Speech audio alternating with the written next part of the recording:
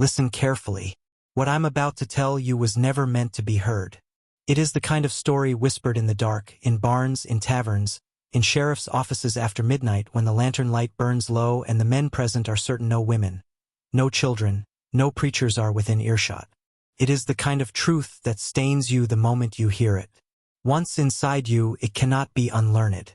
In the year 1847, on a mountain road in Kentucky so treacherous that half the wagons that attempted it never returned whole, there stood an inn. Not just any inn, a place men called a sanctuary of warmth. A place so legendary that weary travelers would risk hostile passes, storms, and bandits just to reach its doors.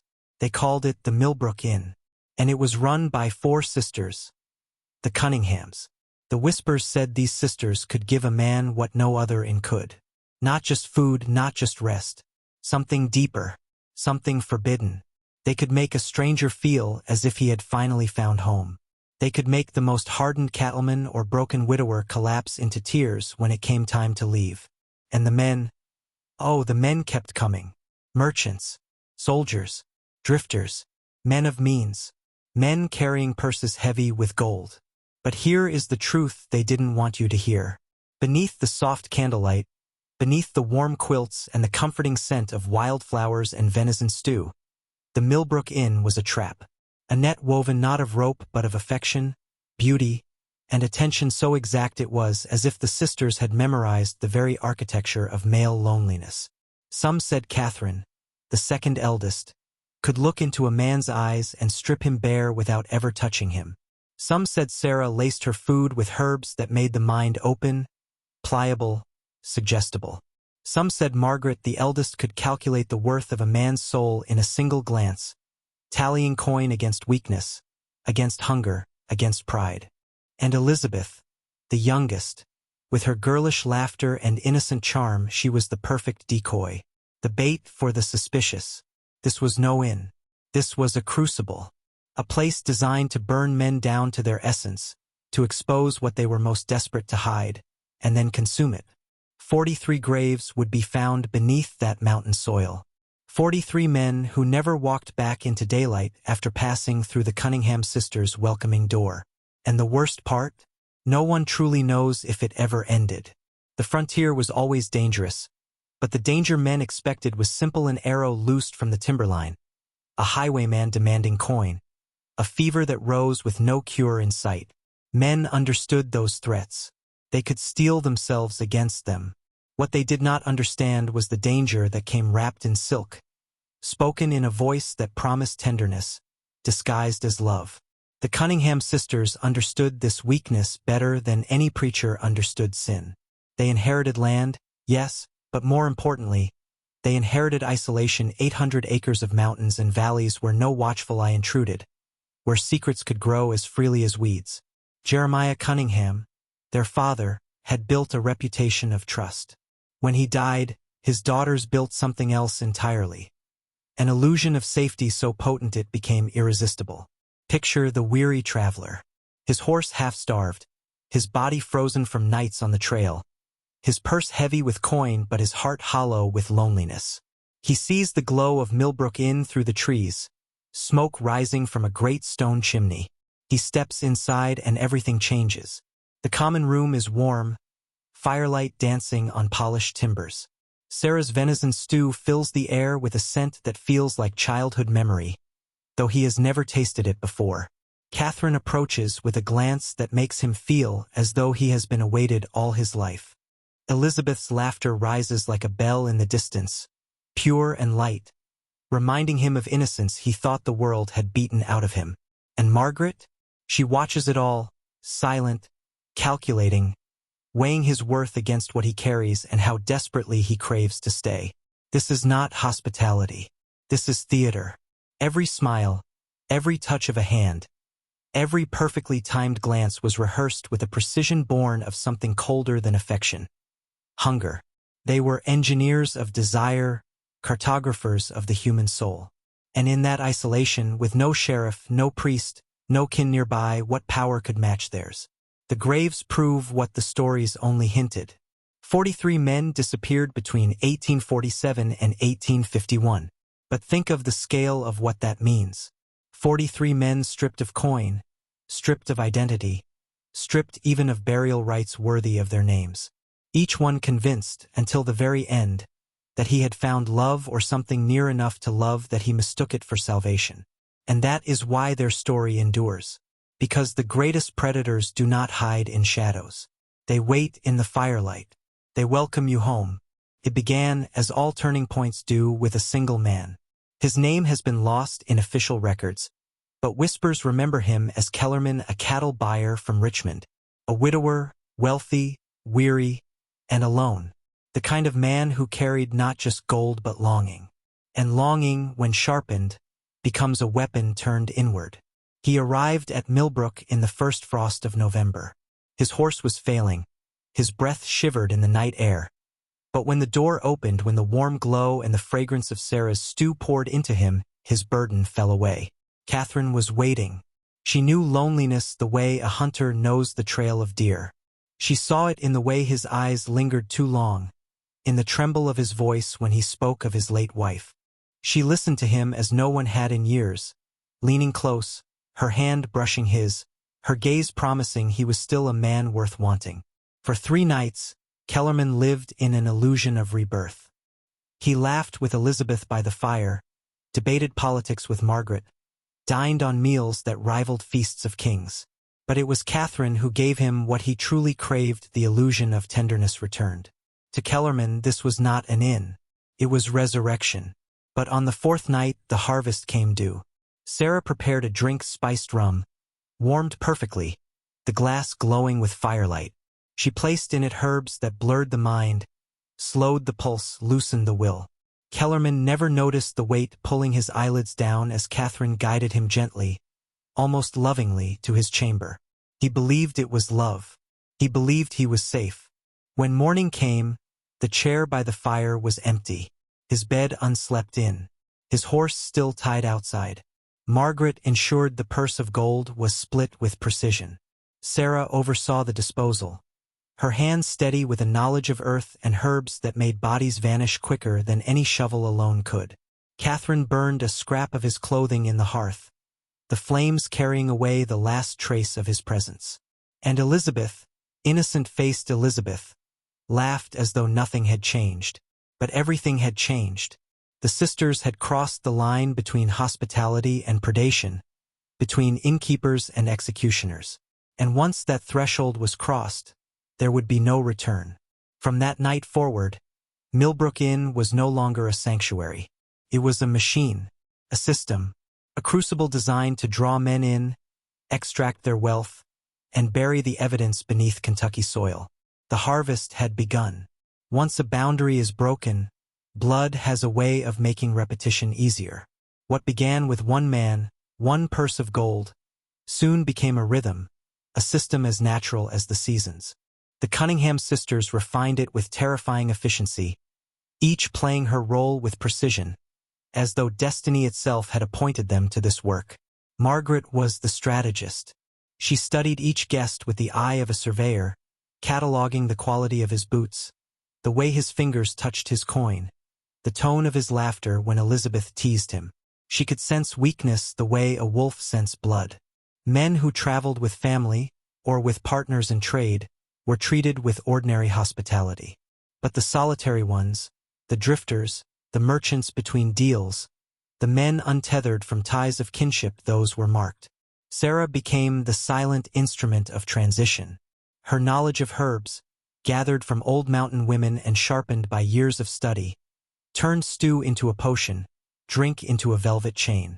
She could cloud a man's memory, loosen his inhibitions, still his muscles until resistance melted. And none suspected. To the weary traveler, her concoctions felt like comfort, warmth, even love. Catherine perfected the art of ensnarement. She had the face of a Madonna, the voice of a siren. To one man, she was a confidant. To another, a long-lost love. She adapted with merciless flexibility, wearing the mask each soul most longed to see. The men who gazed into her eyes were not seeing Catherine Cunningham. They were seeing their own deepest hunger reflected back at them. And in that mirror they drowned willingly. Elizabeth, the youngest, disarmed suspicion. Her girlish laughter softened edges, convinced guests that no wickedness could live beneath such innocence. She was the decoy, the final veil. Even when travelers felt unease, it dissolved when Elizabeth skipped into the room, speaking of wildflowers and mountain birds. She made the deadly appear harmless, and in doing so, ensured men stayed long enough for the snare to tighten. By 1849, Millbrook Inn had become more than a resting place. It was a stage where the script never faltered. Men came hungry, lonely, burdened with wealth. They were fed, comforted, seduced, and then erased. The bodies disappeared into mountain soil, into streams, into forgotten gullies. Only Ezra Hawthorne, the family's loyal foreman, knew how to reach unseen. And the inn's reputation, paradoxically, grew brighter. The more men who vanished, the more others came, drawn by stories of warmth and love whispered across 3 states. It was no longer hospitality. It was alchemy, transforming loneliness into gold, flesh into silence, and trust into a grave. Whispers are the first stage of discovery. They begin not with accusation but with unease, with patterns glimpsed by those who do not wish to see too clearly. By the winter of 1849, the settlements of Kentucky had begun to notice. Men were vanishing, wagons abandoned, horses found riderless on the mountain roads, purses never claimed, homes left waiting for husbands who never returned. At first, people blamed the wilderness itself. The road was treacherous. Bandits prowled it. Fever could strike a man down in days. No one wanted to believe that something deliberate, something human, was consuming these men. And yet, the names began to align in quiet conversations. Kellerman, Darty, McIntyre, all men last seen heading west. All men whose final lodging place, when traced, was the same, Millbrook Inn. But who could accuse? The Cunningham sisters were not outlaws hiding in the brush. They were refined, educated, respected. Their hospitality was the talk of 3 states. Merchants spoke glowingly of them. Preachers praised their charity. Men who had stayed at the inn and left alive swore they had been treated like kings. To suggest that such women could be the architects of murder was not just unthinkable, it was dangerous.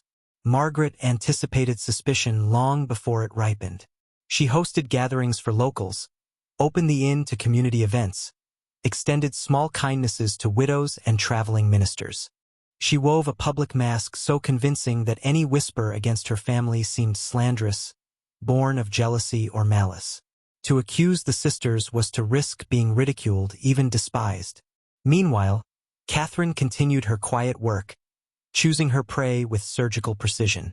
She favored men with no kin nearby, men whose letters stopped suddenly with no one to chase them. Sarah refined her brews, leaving no traceable poison, only the soft silence of still breath in the night.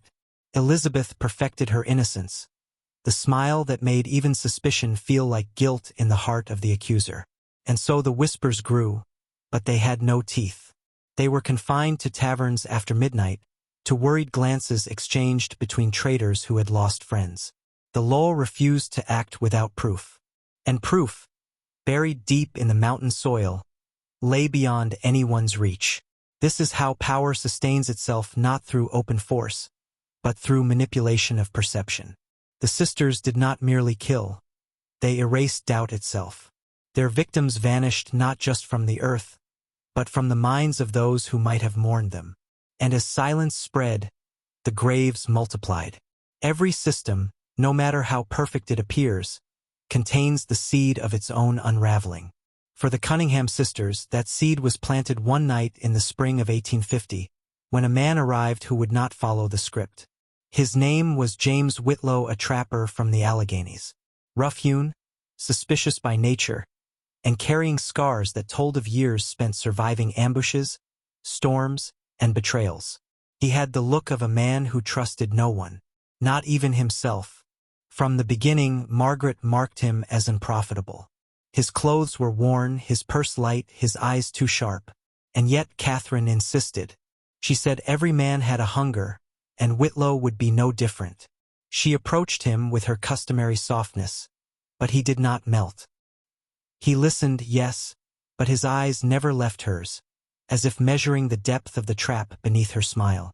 Sarah prepared her usual draft, slipping it into his drink. But Whitlow had lived too long in the wilderness to swallow anything without suspicion. He pretended to drink, his lips touching the rim but never consuming. And though his body remained sober, he let his movements slacken, feigning the heavy eyes of a man succumbing. When Catherine led him toward his chamber, he stumbled purposefully, as though drugged. What happened behind that door was never spoken aloud, but what the sisters found the next morning chilled them. His bed was empty, his horse gone. No purse, no belongings, no body left behind. For the first time, a man had slipped through their net. Whitlow rode hard through the mountains, stopping only at settlements where his story fell out in fragments, whispers of strange women, of food that made the head swim, of men vanishing one after another near Millbrook Inn. He was dismissed by many as a drunk or madman, but not all. A few remembered his words, tucked them away, and repeated them when the pattern of disappearances grew too sharp to ignore. The sisters knew they had been exposed, if only slightly. Margaret tightened their system, urging caution. Catherine urged boldness, dismissing Whitlow as an anomaly. Sarah crafted subtler brews. Elizabeth perfected her mask of innocence, shielding them all with a laughter that could dissolve suspicion. But something had shifted. The first crack had opened, and through it seeped the truth. Predators can be feared, resisted, even escaped. For the first time, the sisters were not untouchable.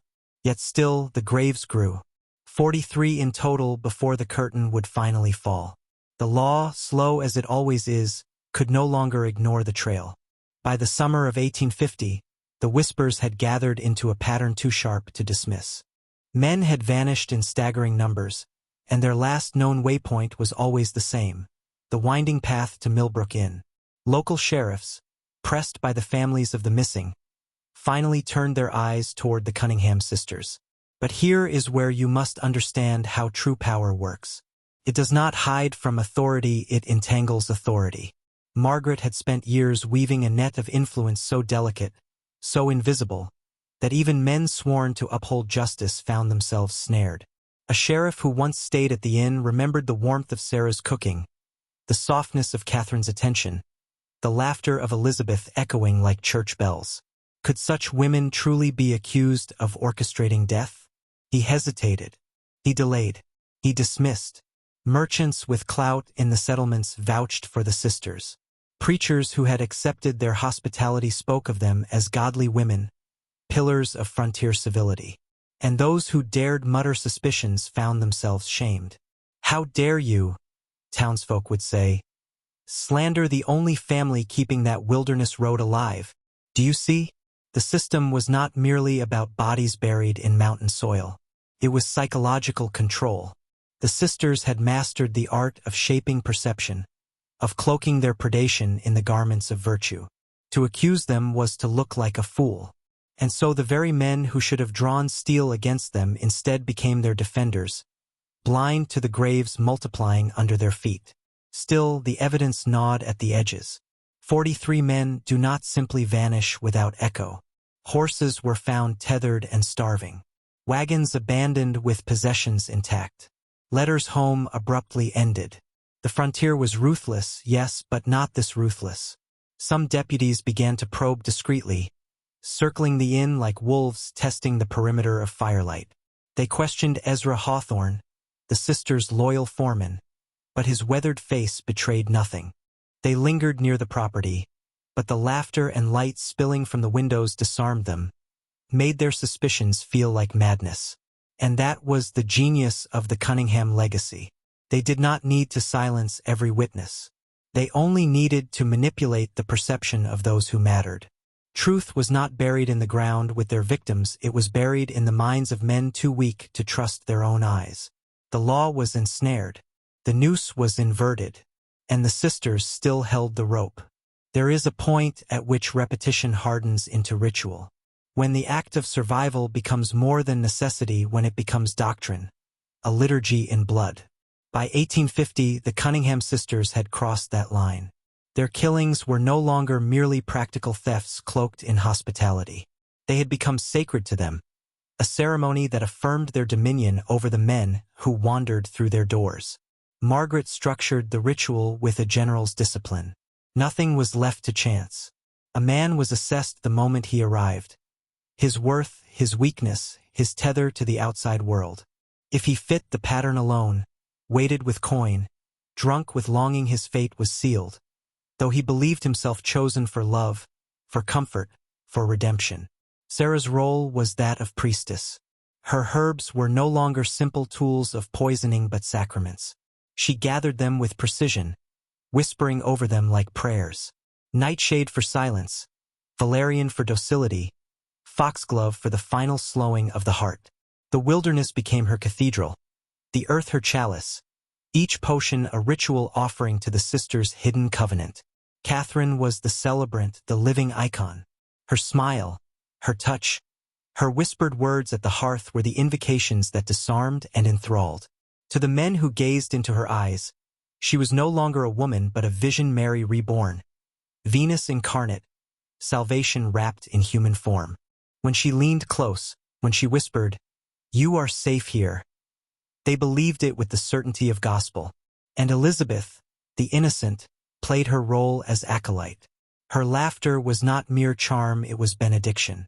It sanctified the illusion, dissolving doubt, ensuring the prey walked willingly into the sacrificial chamber. Even when unease stirred in a man's gut, Elizabeth's childlike purity made him ashamed of his suspicion. Her presence absolved the sisters of visible guilt, leaving their victims blind until the end. The killings themselves followed a pattern so rehearsed it was nearly liturgical. A final meal, a drink laced with Sarah's herbs, Catherine's gentle hand guiding the victim to rest, Margaret's watchful eye ensuring silence, Elizabeth's laughter echoing like a hymn through the rafters. The burial was the closing rite, the earth swallowing the evidence as if consecrating the sacrifice. What had begun as opportunistic murder had become something far darker. Millbrook Inn was no longer an inn at all. It was a temple of control, a shrine to the power of illusion and the hunger of four sisters who had discovered that nothing intoxicates quite like dominion over another soul. And 43 men would pay the tithe. You have followed me this far into the dark, and I must warn you what comes next is not simply history. It is initiation. By now, you've seen how the sisters turned kindness into a weapon, how love itself became a snare. But here is the truth you must face. This story is not just about 4 women in the Kentucky mountains. It is about systems of power that still surround you today, systems that cloak themselves in comfort, in charm, in promises of care, all while extracting the very essence of who you are. Think carefully. What the Cunninghams perfected was not murder. Murder is crude, messy, and invites discovery. What they perfected was control. Psychological control. They learned how to see into a man's deepest need, how to mirror it back to him, how to make him surrender willingly to the very hand that would erase him. That is why their story matters. Because men are still falling into snares like these every day, in every era. The form changes. The principle does not. And this is where I turn from teller of history to mentor in descent. If you are hearing this, you are not here for entertainment. You are here because some part of you is hungry for the forbidden knowledge, the kind that strips illusions from your eyes and shows you the machinery beneath the stage. You are here because you sense that the same forces which bound those 43 men are still binding you. So I ask you now, as part of this descent, to mark your transformation. In the comments below, write the phrase, "I see through the firelight." Write it once for the man you have been, blind and unguarded. Write it again for the man you are becoming, awakened, watchful, immune to the masks. This is not a gimmick. This is a seal. A binding act that marks you as one who does not turn away when the truth sharpens its teeth. By writing it, you step further down the path out of the warmth of illusion, into the cold clarity of awareness. Because here is the darker revelation. The Cunninghams were not anomalies. They were prototypes. And once you recognize their pattern, you will see it replicated in every corridor of power, every institution, every system designed to cradle you in comfort while stripping you to the bone. The sisters may be long buried, but their method never died. It adapted, spread, and it still feeds. Look up from the graves for a moment and see the pattern. Millbrook is not an isolated corpse on a forgotten slope. It is a model. The sisters carved a template that power uses again and again: forge a sanctuary, cultivate dependence, soften resistance, then extract what matters most. Institutions across history learned from such prototypes because prototypes work. They learned to wrap extraction in comfort, to teach gratitude for chains.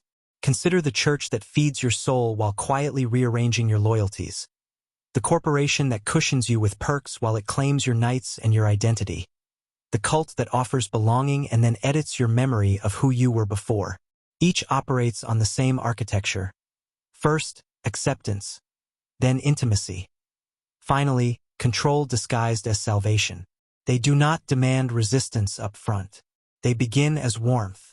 They offer meaning where there was confusion, a language where there was loneliness, a ritual where there was chaos.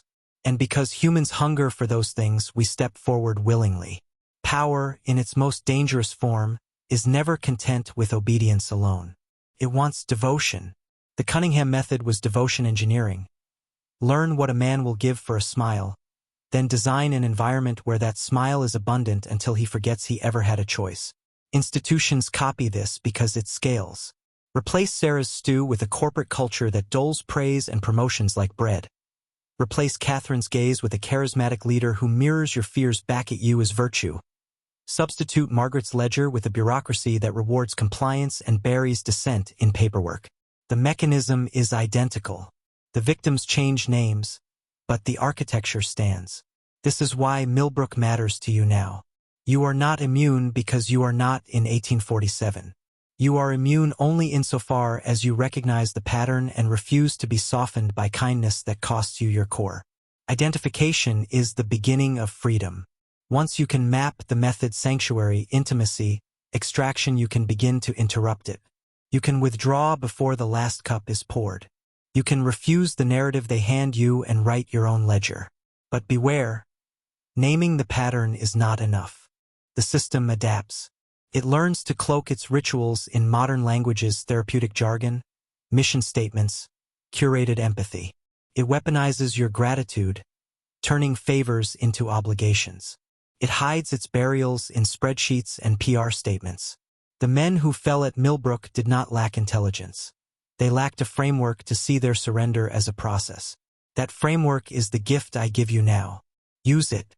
Map every institution that asks for your trust and ask yourself, where is the warmth? Where is the ritual? What do they extract once you are grateful? If you cannot answer those questions clearly, then you are still sitting by the firelight. Stand. Walk away. Learn to measure the cost of comfort before you accept the invitation.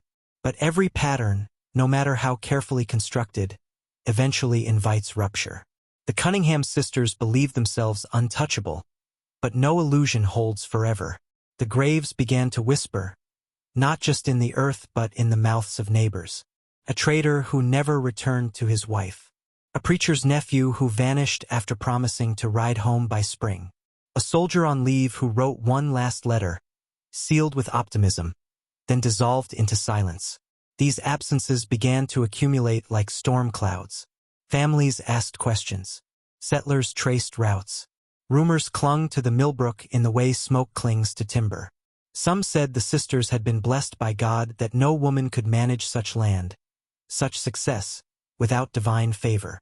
Others whispered the opposite, that their beauty was a mask, that the inn itself was a trapdoor, that to sleep beneath its roof was to gamble with your soul. Still, no accusation found voice in the open. Why? Because power protects itself. To accuse the sisters was to accuse the very idea of hospitality on the frontier, to admit that the hearth itself could betray you. Men feared their own gullibility more than they feared the truth. And the sisters knew this. They leaned harder into their performance. Sarah donated venison to the poor. Catherine charmed ministers and magistrates alike. Elizabeth visited the sick with baskets of herbs. Margaret extended credit to struggling farmers, knowing they would never question the hand that fed them. And so suspicion twisted back on itself. Who dared call them predators when they looked like benefactors? The pattern held, but it shivered. All it would take was one survivor, one voice escaping the ritual, to fracture the illusion. And that voice was already stirring. The fracture came not with a storm of gunfire or a raid by lawmen, but with a single man staggering half-dead down a dirt road, eyes wild, words broken, body marked by something no wilderness could explain. His name, passed like a curse from mouth to mouth, was Thomas Hale, a drifter, a stonemason by trade, who had wandered too far into Millbrook's glow. Hale's story, pieced together from fragments, is the closest thing we have to a survivor's testimony. He claimed the sisters welcomed him like kin. Catherine touched his hand as though she had always known him. Elizabeth's laughter made him forget the frostbite in his fingers. Sarah pressed a bowl of stew into his palms so warm he thought he might weep. And Margaret, the eldest, looked upon him with eyes that weighed not his hunger, but his worth. But something in Hale resisted. Maybe it was suspicion born of too many nights on the road. Maybe it was the faintest tremor in Catherine's voice when she whispered that he was safe. Whatever the reason, Hale did not drink as deeply as the others had. The herbs dulled him, but did not silence him. He woke in the night, heavy-limbed, head ringing, and saw what no guest was meant to see. The cellar was open, torches burned low, and in that light he swore he saw Catherine kneeling beside a body, its face pale, its mouth slack, its purse already opened on the table. Sarah moved with her basket of herbs, murmuring, her hands red. Margaret recorded something in a ledger, her script neat, unbroken. And Elizabeth sang, a child's song, lilting, off-key, as though the death before her were nothing more than a lullaby. Hale filet. Stumbling, gasping, half-poisoned, he clawed his way out of the house and into the trees. He said Catherine's voice followed him into the night, calm, unhurried, almost tender. "You won't make it far." But he did. By dawn he was found by hunters, incoherent, muttering of firelight and graves, of sisters who smiled like angels and killed like wolves. His account spread like infection. It was dismissed by some as the ravings of a drunkard, exaggerated by delirium. But others listened. Others noted how his words matched the whispers already gathering. For the first time, the story of Millbrook was not a rumor but a testimony, a shadow dragged out of the cellar and into daylight. The sisters' ritual was cracked. And through that crack, the darkness began to leak. By the spring of 1849, the atmosphere around Millbrook had changed. The road that once carried merchants and cattlemen with eager smiles now carried something heavier, hesitation. Men still came, yes, but they no longer spoke as freely of the Cunningham warmth. In taverns and trading posts, their voices dropped when the inn was mentioned. Some glanced over their shoulders before saying the words aloud, as if naming the place was dangerous in itself. Hale's testimony, fragmented though it was, had planted a seed. Not everyone believed him, but enough did that the silence surrounding the sisters began to fracture. Mothers whispered warnings to sons setting out for the frontier. Husbands promised wives they would bypass Millbrook altogether. The glow of the inn had dimmed, and with it, the Cunningham sisters' untouchable reputation began to darken. And yet, no one dared accuse them directly. The sisters' influence ran deep.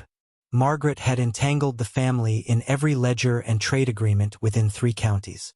Catherine's charm reached into the very homes of the men who might have raised suspicions, merchants, sheriffs, even ministers, all softened by her gaze and words.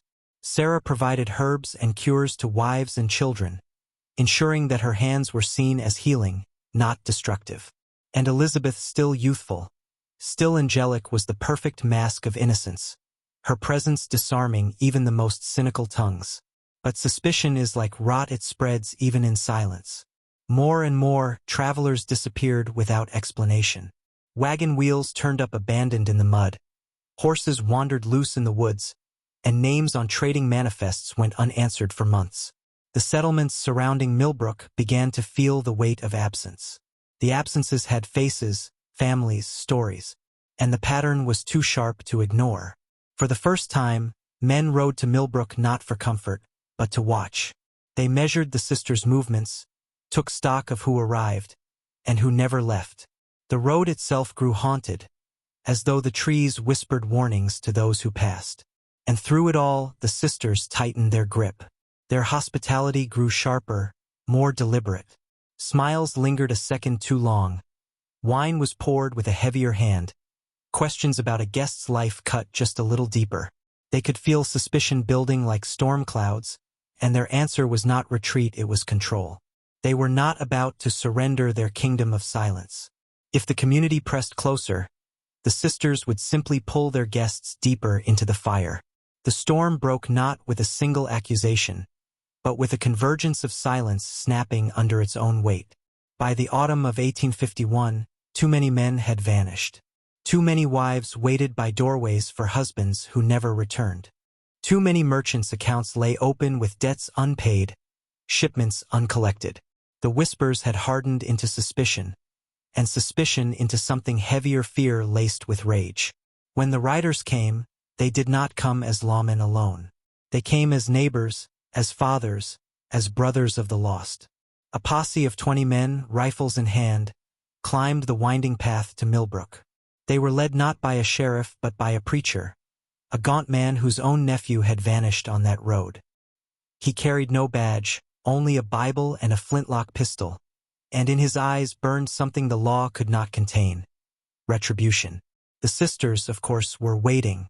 Margaret opened the door before the men could knock, her face calm, her voice carrying the same tone she had always used to welcome strangers. "You've come far. You must be cold. Please, step inside." But the spell was broken. The men did not move. Their guns stayed raised. Behind her, Catherine lingered in the doorway, her beauty still undeniable, but the glow around her seemed cracked. Elizabeth clutched Sarah's sleeve wide-eyed, as though rehearsing innocence one last time. Then the preacher spoke. His words were quiet, but they cut sharper than any rifle shot. "Where are the men, Margaret?"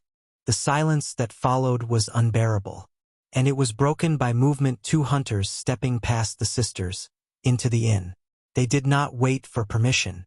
They kicked open cellar doors, ripped blankets off beds, pried open trunks, and what they found confirmed every whisper. Bones. Clothes still bearing initials stitched by wives' hands. A ledger filled with neat columns of names and amounts, the ink dark, the calculations precise. 43 entries, each paired with a date, each followed by silence. The men poured back into the yard with fury in their eyes. Margaret stood her ground, lips pressed thin, refusing denial. Catherine wept, but the tears rang hollow. Sarah stared at the earth as though memorizing it. And Elizabeth, sweet, innocent Elizabeth, cried out that it was all a lie, that her sisters had led her astray. But it did not matter. The facade had collapsed. The mask was shattered. The storm had arrived, and with it, the end of Millbrook. The Millbrook Inn did not die with fire. It did not fall with a gallows or a noose. It died the way all forbidden systems die, through exposure.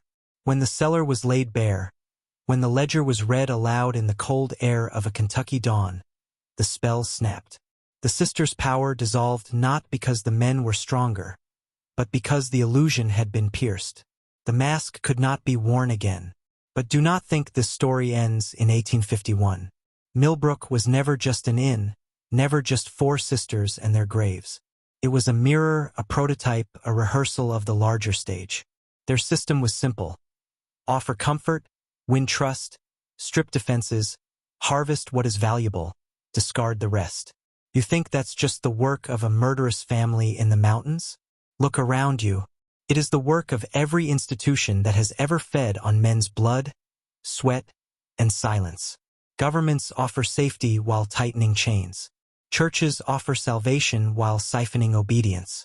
Corporations offer comfort while draining years from your life. They all operate on the Cunningham principle. Disguise predation as hospitality. Give the man what he craves most, until he cannot imagine life without it, then take from him everything. The story of Millbrook should terrify you not because it is unique, but because it is familiar. The 4 sisters were not witches. They were not demons. They were human. They studied human need, perfected it, and turned it into a blade. That is the same blade pressed to your throat every day, though polished, civilized, hidden behind screens and contracts. And now I will tell you the truth that changes a man forever once he hears it. You are either the traveler or you are the innkeeper. You are either lulled by the warmth of false promises, or you are the one who sees through them, who refuses to drink from the poisoned cup. This story is not about four sisters in Kentucky. It is about you staring into this mirror. What role will you play? Because the road is still before you. The inn is still waiting. And the question remains the same question that decided who lived and who died in Millbrook. When the firelight beckons, when the voice tells you to rest, will you step through that door? Or will you keep walking into the dark? Do not leave this story behind like another tale on a glowing screen. You stepped into Millbrook, and that means you have already crossed a threshold. There is no unhearing what you now know. If you are ready to prove you are not just another traveler, type the words, "I do not drink the firelight" twice in the comments. Let that phrase mark you, separate you, bind you into the circle of men who refuse the poison, who see the blade for what it is. And if you have the courage to walk further into the forbidden mirror, then subscribe now. Not as a casual viewer, but as one of the few who are willing to see through the masks, to descend into what most men will never dare touch. The path does not end here. Millbrook was only the beginning. Step fully into the descent. Join us